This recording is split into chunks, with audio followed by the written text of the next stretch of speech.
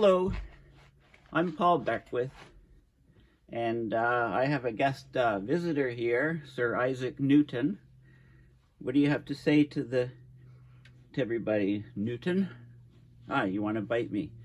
Okay, here's your chewy. So, in this video today, I'm going to talk about what's happening right at the moment. Oh, I think he wants to get down. Maybe he's getting too big to be a lap dog. I'm going to talk about India for the most part. We're in a La Niña state at the moment, and this is where the oceans in the mid-Pacific, equatorial Pacific, are colder than normal. So there's not much heat coming from them. So this should be a cooler year relatively, but still we're setting record heats in various places around the world, including India, Pakistan, and actually even parts of South America and other places as well. So, and the Arctic has been extremely warm. It's been relatively cooler spring in Ottawa, where I am, North America in general. So all of these sort of things are occurring, but the heat wave in India is extremely concerning because it's affecting something like up to like 1 billion people, and it's also affecting the grain crops in a negative way. And of course, this is with Russia attacking Ukraine, the Ukrainian Russian grain crops aren't available for export to the world. So, we're going to have very tight grain food supplies later on this year. I fully expect that climate change will cause, massive food disruptions, within 5 to 10 years. But with all these other factors going on, with the war in particular, there could be some shortages this year. So I'll get right into the details. Let me just move my camera here. Okay, so if you're not following me on Twitter, search for Paul Beckwith and please follow me, twitter.com, Paul H. Beckwith. So I'll talk about this. Millions in India at risk from severe heat wave as wheat harvest shrinks. Okay, severe heat wave has come unusually early in the spring and will put more than 1 billion people in India and Pakistan at risk. It's interesting because the headline says millions, and of course, if you've got 1,000 million, that's 1 billion. So they should really say, billion people at risk. But so I said in South America, there's also heat waves. So this is a chart of the 2-meter temperature anomaly a few days ago. And you can see this tremendous amount of heat in this region. So this is the temperature anomaly, about above a different amount from normal. Okay, the difference. And we've got like the dark areas here. The gray, there's some gray areas here, which are up to 16 degrees Celsius warmer than normal in this region, while this region here in Patagonia, the southern tip of South America, is actually cooler than normal here by up to 4 to 6 degrees. So you can see this huge temperature contrast. This is some stuff from North India is experiencing the highest level of extreme heat. There is no time forecasted to be in a normal thermal comfort range. So tremendous heat stress, especially up here in parts of, but it's pretty widespread across India. Here's some of the top highest maximum temperatures in India today, or that was yesterday. 45.6 degrees Celsius, all of these places 45 and above, fairly large cities. There's also extreme temperatures in Northwest Africa. Okay, in these regions, it reached 44 degrees Celsius. Okay, and other places 41 degrees Celsius, etc. some of the temperatures in India just a few days ago. So 50 degrees Celsius, 120 degrees Fahrenheit. 63% of India's soils are under severe stress with less than 0.5% organic carbon. Sorry if I'm coughing or sound a bit under the weather. I've had COVID tested positive for 10 days and just tested negative yesterday for the first time in about 2 weeks. So I'm glad about that, but not feeling great still. This is an interesting cartoon from the Alien. Humans are doomed. How climate change breaks up clouds. There's mechanisms that are reducing cloud coverage, which is a bad deal. Low-level clouds, because that means more heat can reach the Earth's surface, and there's less cooling on the surface from clouds. So this is a problem. I want to get to a couple. Okay, so this is Scott Duncan is posting some great stuff on what's going on in Pakistan and India. So this is Pakistan, the temperature chart from 1848 to 2020. And you don't like that, do you, Newton? I know, I don't either. So you can see how the temperature, is all in the red now here. Much, much warmer over the last 100 odd years, 250 years. This is India, 1816, goes back even further, the records to 2020. Temperature change, and again you can see, so this is again you can see, what's happening. All of the red here. The scale is wider, so this looks a bit thinner here than this. And some more images from Scott Duncan on India, Asia, and this is what I wanted to show you. So this is the date here. And the temperature map with the anomalies, so bright red into dark brown color. So this is going day by day. April, okay, so cooling down at night, of course, a bit. Much warmer during the day. So that you're seeing the daily cycle here.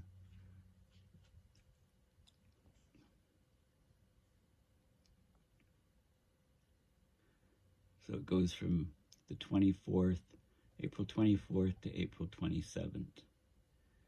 The very, very massive temperatures widespread over India.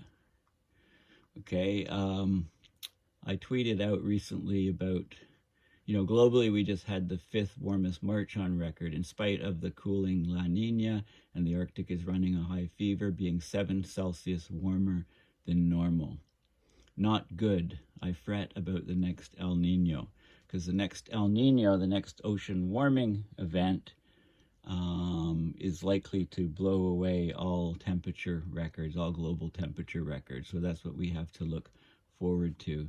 Here's where I tweeted out millions at risk in India, at risk from severe heat wave, and there's a massive fire at a landfill in Delhi. So the garbage mountain is burning. So they have this mountain of garbage and it's now on fire. And there's some other articles which I'll show you. Also, closer to home in North America, this is this is Lake Mead, and the reservoir is hitting record low levels. So they're undergoing still a severe drought there. Okay, so, and if you want more information specifically, remember the hashtags in Twitter. If you do hashtag heatwave, you get the latest alerts and news from heat waves around the world. And of course, a lot of them are focusing on what's happening in India and Pakistan and Bangladesh. Okay. Okay, there's all kinds of updated information, on more information than you want, I'm sure, on what's happening and heat waves to intensify the next 5 days in several parts of the country, etc.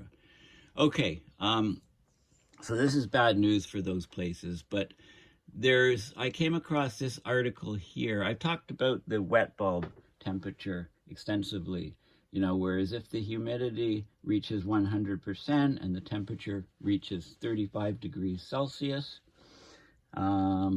This wet bulb temperature, the human body being outside sweats, but the sweat does not evaporate off your skin, so you don't get any of this evaporative cooling. So your core body temperature rises. After a number of hours, you can get heat exhaustion, and then that extends into heat stroke if you're still in the outside. And after 6 to 8 hours, the heat stroke can kill you outside. Okay, so the human body is just not able to withstand those temperatures. Now, that made sense, those temperatures, because core body temperature is 37 Celsius. The skin temperature is a little bit lower than the core body temperature, maybe 35 Celsius. So that coincides with the wet bulb temperature, 100% humidity at 35 Celsius being the limit of human tolerance. But that's, it turns out that that's theoretical more, and it's not based on experiments. So these people actually did a test. They did a test on wet bulb temperatures, and they've discovered, lo and behold, that humans can't endure temperatures and humidities as high as we previously thought. So this is not good. So this is a Penn State University study. This came out, this article is from, almost a couple months ago, early March. Okay. And so they say, as climate change nudges the global temperature higher, there's rising interest in the maximum environmental conditions like heat and humidity to which humans can adapt. So this research found that in humid climates, that temperature may be lower than previously thought. It's been widely believed that a 35 degrees Celsius wet bulb temperature, that's equal to 95 degrees Fahrenheit at 100% humidity, or 115 degrees Fahrenheit at 50% humidity, was the maximum a human could endure before they could no longer adequately regulate their body temperature, which would potentially cause heat stroke or death over a prolonged exposure. Well, not that prolonged, 6 to 8 hours outside in the day, for example. And of course, the wet bulb temperature is the temperature is read by a thermometer with a wet wick over its bulb, and is affected by humidity and air movement. So it's a humid temperature at which the air is saturated and holds as much moisture as it can in the form of water vapor. A person's sweat will not evaporate at that skin temperature. So your core body temperature gets higher and higher until it becomes fatal. So in this research, the researchers found that the actual maximum wet bulb temperature is lower, about 31 Celsius wet bulb, or 87 Fahrenheit at 100% humidity, even for young, healthy subjects. The temperature for older populations who are more vulnerable to heat is likely even lower. So this is very, very bad news, because what it means is that we can't withstand, the human body cannot withstand, 35 degrees Celsius, 100% humidity. Wet bulb, it's more like 31 degrees Celsius. So we're more, excuse me, I need a drink. So we're more vulnerable to the heat than we thought. If we know what these upper temperature and humidity limits are, we can better prepare people, especially those who are more vulnerable ahead of a heat wave. This could mean prioritizing the sickest people who need care, setting up alerts to go out to a community when a heat wave is coming, or developing a chart that provides guidance for different temperature and humidity ranges. Okay, so this is crucial, a crucial research finding. And here is, I tried to get the journal.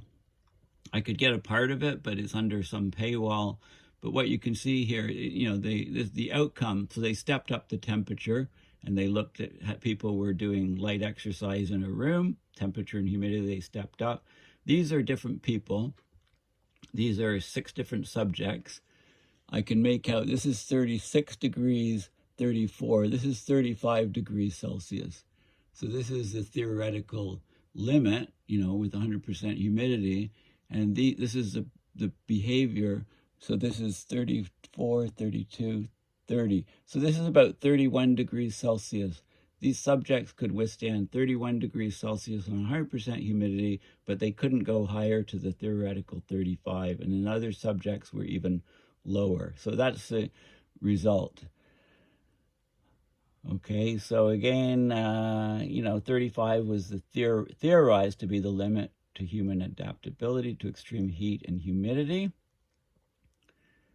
Okay, so the study examined the critical wet bulb temperature at which heat stress became uncompensable. So in other words, you couldn't endure it for long. And this is young, healthy adults performing tasks at moderate metabolic rates, mimicking basic activities of daily life. Okay, so no subject could reach the 35 degree C limit. The mean temperature wet bulb was relatively constant across 36 degrees Celsius to 40 degrees Celsius humid environment. It averaged 30.55 plus or minus 0.98 degrees Celsius. Okay, so so this study is the first to use empirical physiological observations to examine the well-publicized theoretical 35 degrees Celsius wet bulb temperature limit for humans to extreme environments. And they found that young, healthy adults could not withstand that 35 degrees Celsius. It was more like 31 degrees Celsius. So this is very, very bad news. There needs to be a lot more experiments like this to get the actual thresholds of humans being able to withstand high temperatures. Okay, and of course there might be some genetic components, there might be other factors involved, but this was an actual study looking at the data as opposed to just considering the theoretical 35 degrees C limit. Okay, so I talked about the La Niña cooling the globe in March, but the Arctic's running a high fever. Okay, the Arctic, of course, is warming faster than anywhere else on Earth. And March, we had the 5th hottest March of the past 143 years. Arctic temperatures soared way above average, up to 7 degrees Celsius above average. So this is here's March 2022. And these are the previous record highs. So, it was 5th, according to this, the 5th hottest March. Relative heat across the Arctic was remarkable. Temperature anomalies across the Arctic Circle were among the highest seen across the entire planet, soaring to nearly 7 degrees Celsius warmer than normal for the month of March. Okay, so this is global temperature anomaly relative to the 1951 to 80 average, 1.06 degrees overall warmer. But look at the Arctic. Look at the temperatures in the Arctic. And this is if you take the zonal mean, so if you take the average temperature across a certain latitude band and then plot it here, you can see, the Arctic, almost, between 6 and 7 degrees temperature anomaly. And as you go down to the Antarctica, you can see a temperature anomaly here of a couple degrees. Okay, so you can see the structure, as plotted as a function of latitude. Arctic sea ice extent, of course, with the February 25th was the sea ice maximum. This is very early. Normally it's about mid-March. Okay, but it was much earlier and it's dropping off quite fast. This is the sea ice, average sea ice age. Okay, so we've lost the older ice we've lost. There's not much. This was in 2000. So the white is 4 to 5 years sea ice age. So there was quite a bit there, and now it's only limited to just north of the Canadian archipelago. There's much less sea ice left, older sea ice. Okay, so here's what happens if I went to Google Images and I just Googled La Nina, and I found images like this, which show this is the La Nina. It causes some areas to be wetter, some areas to be drier, some areas to be hotter, some areas to be colder. This was December to February. And June to August, if you look, the India, Asian continent, South Asian continent, is expected to have a cooler period in a La Nina year. But very weird things are happening with El Nino and La Nina behaviors under abrupt climate system change. So we'll see if that actually manifests itself. Once the monsoon hits India and Pakistan, should be cooler, should cool down, give them some relief. Okay, so what's happening there? So heat wave 2022, yellow alert in Delhi, while temperature in Pakistan expected to hit 50 degrees Celsius. Climate scientists have warned that heat waves are becoming more likely and more intense. So we're getting increases in frequency, severity, and duration of extreme weather events around the planet, and this is happening as the jet streams get more and more disrupted. Okay.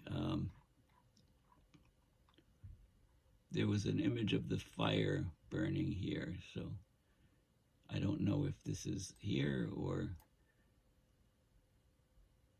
No, this is something different now. I don't know what's... Their feed's funny. But anyway, I showed you on Twitter, there was this image. Yeah, this is what I wanted to show you. Okay, so there's this mound of garbage. I think it's in Delhi. And in these tremendous heats, it's caught fire. And you can see the massive scale of this burning. It's like a mountain on fire.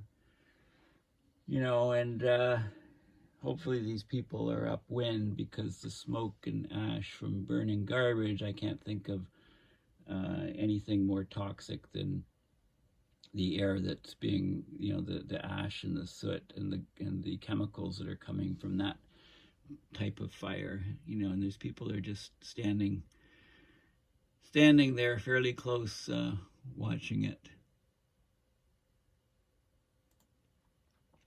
Okay, now, read the language from that they put. With temperatures in India soaring past 44 Celsius, the meteorological department issued a yellow alert in Delhi, notifying that the heat wave could lead to moderate health concerns for vulnerable people. Now, several Indian states are observing long power outages amid surging electricity demand. So it gets hotter and hotter. You have more and more power being generated, electrical power from coal, burning coal to produce electricity, to run air conditioners, to cool people. So think of that vicious loop. You're burning coal to produce the electricity so people can survive by having their air conditioning on, but I mean, coal is causing the problem. Coal and fossil fuels, oil, burning those things is causing the problem. The Indian government has warned the heat wave affecting large parts of South Asia is only set to get worse. So we haven't seen the worst yet. The mercury is predicted to hit 50 in Jacobabad, Pakistan. Temperatures are rising rapidly in the country and rising much earlier than usual. The unusually early heat wave has brought extreme temperatures to a large swath of India's northwest this month, after the country recorded the hottest March in the last 122 years.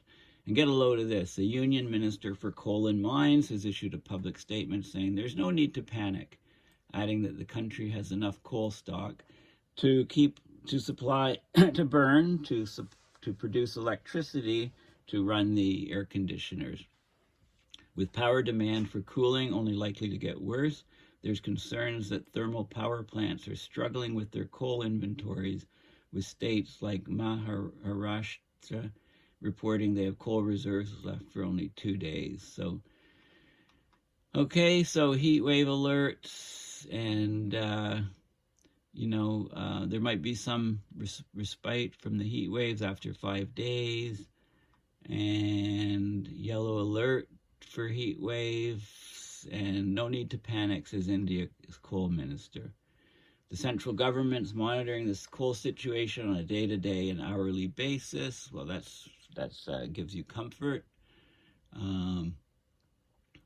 While the rapid rise in power demand for cooling in India has exacerbated what was already a coal shortage, the country's Minister for Coals and Mines says there's no need for panic.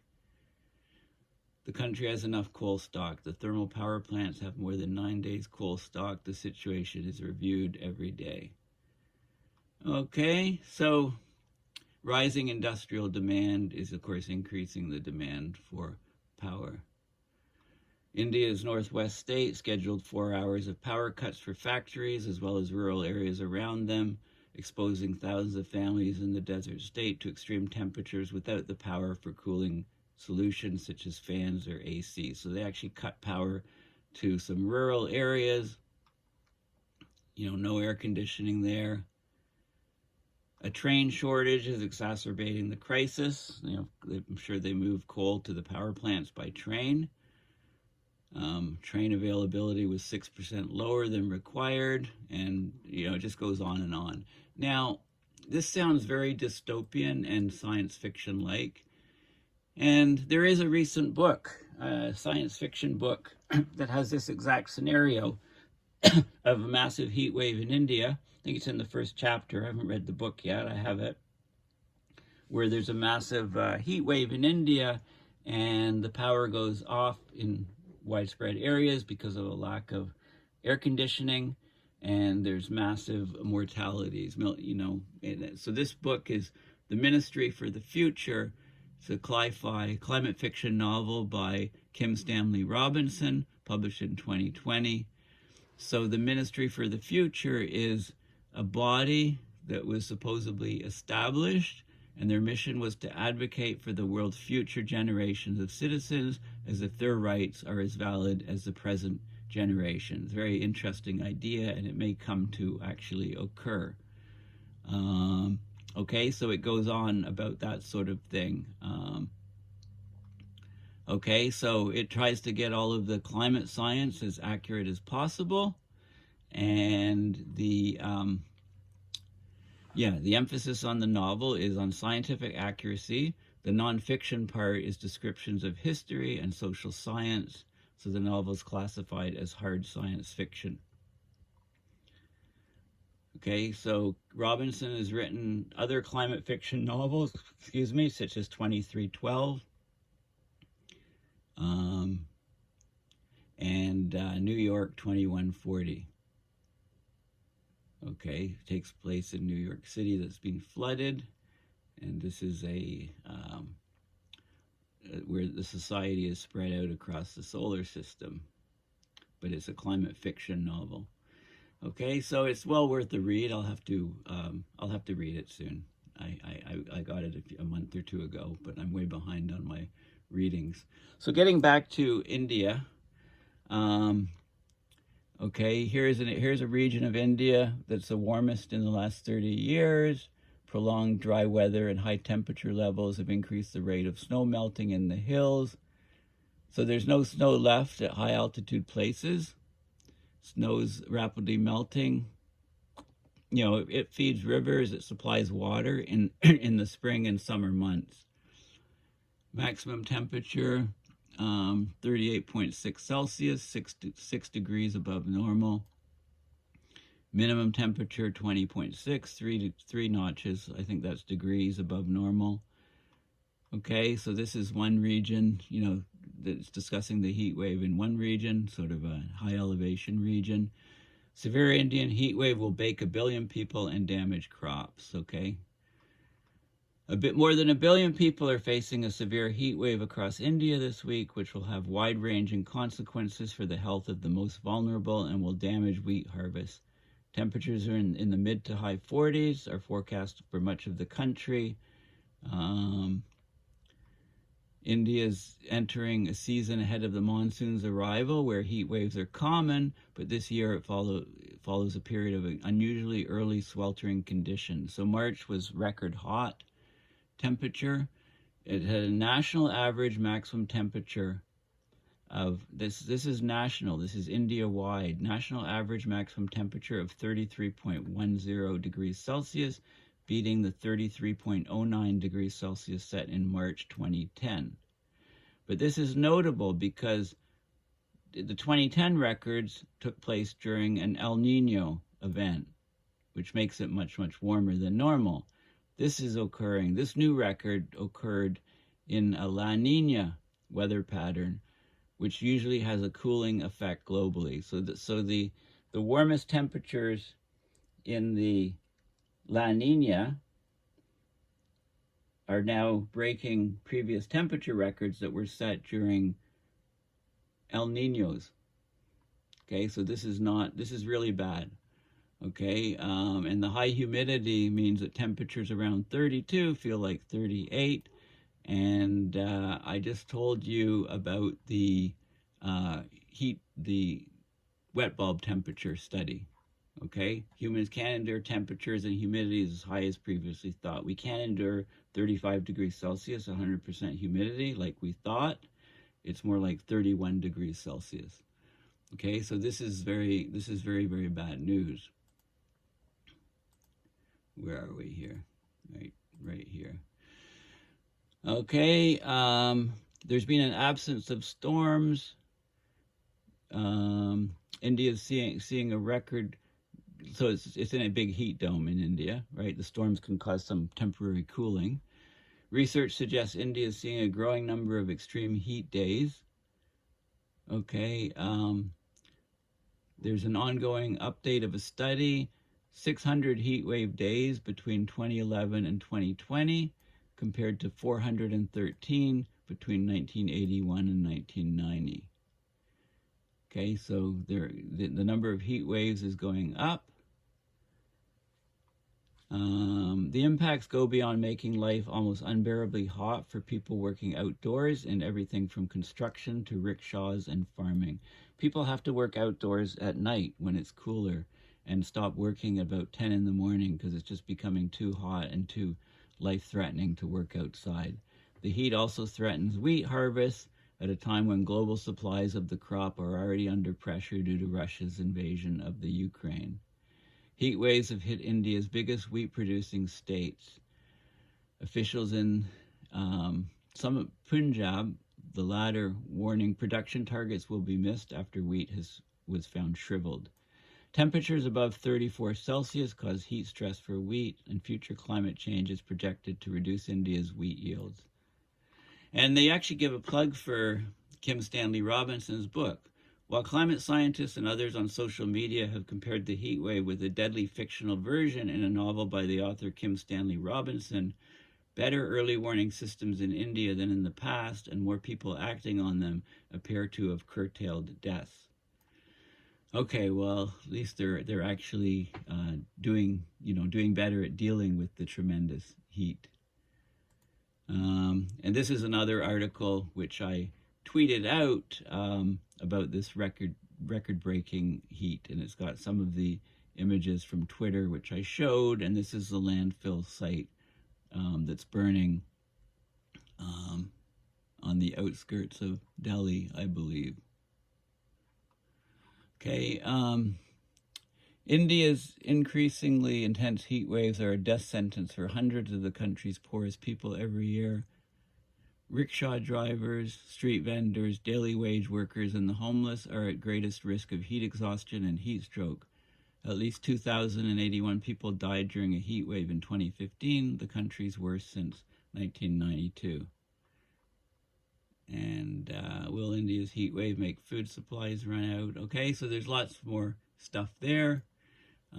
This is Pakistan, this is India, so widespread heat wave. I should have shown the map earlier. And of course, I highly recommend that you go to Earth Null School, and look at the surface air temperature, and you can cycle through the days and you can see, here we go, 44 degrees Celsius.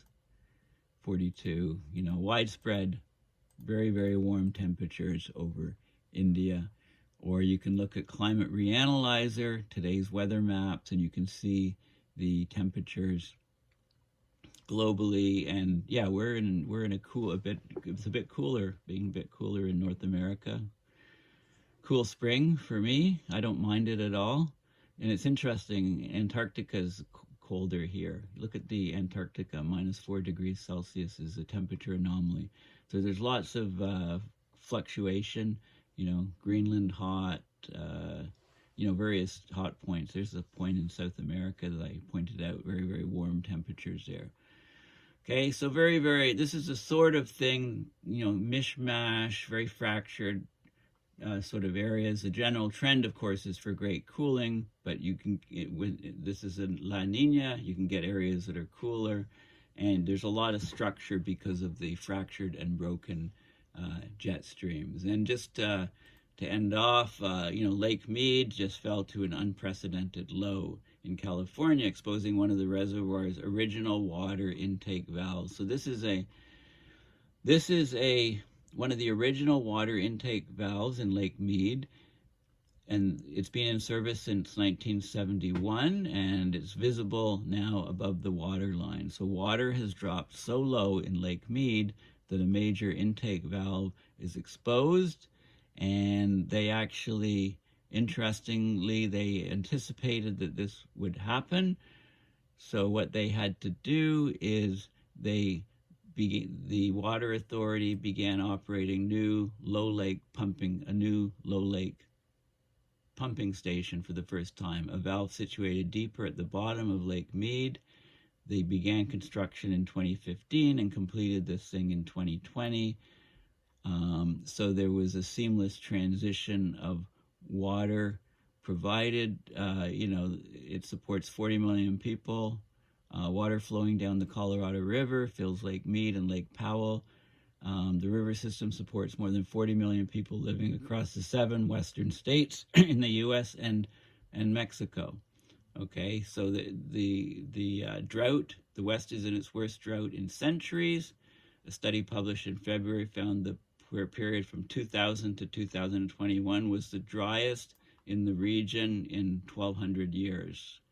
The human-caused climate crisis has made the West mega drought 72% worse, the study notes. So here's the Colorado River, Lake Powell, Lake Mead here. You know, it feeds huge numbers of people, supplies water to huge numbers of people in the U.S. Southwest, and basically water is, you know, the water levels continuing to fall in these reservoirs. So anyway, that's kind of a mishmash. That's kind of a mishmash of what's been happening in the last little while, and the heat waves that are having huge impacts on large numbers of people. So just give a little plug for my website, paulbeckwith.net. Please check it out, and please consider donating to my PayPal account to support my research and videos. Thank you for listening, and sorry for my voice and a little bit of coughing, but hopefully I'm past COVID now. My 17-year-old son came down with a little cold, and we tested him. He was tested and wasn't found to be positive, so we thought, oh, it's just a cold. And I caught it off him and tested positive a few days ago. And yeah, it's the first time I've had it, and it's not really that fun. So hopefully I'm through the worst of it. So thanks for listening, and please consider donating at PayPal to support my efforts. Thanks again, and bye for now.